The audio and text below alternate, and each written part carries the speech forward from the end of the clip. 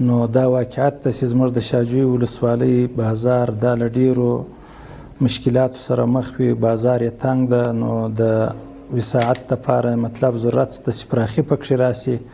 نو په همدې اساس باندې دا موضوع موږ د ولایت د محترم مقام سره شریکه کړې ده. نو په وخت سره به ولایت انشاءالله العزیز خپل تصمیم ونیسي او ترتیب برابر کړي. د ولسونو له موږ څخه په بار بار دا غوښتنه کړې ده.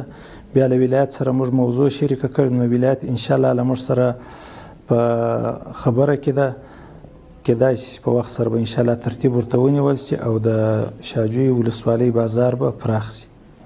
نو دا خو 100% کې ورته ضرورت شته، ځکه تقریبا په جمعه کې د 2-3 ترافیکي پیښو موږ همیشه شاهدان یو چې په دې کې د انسانانو بیخي ژوند له لاسه ورکوي او له ډېرو مشکلاتو سره مخ کېږي.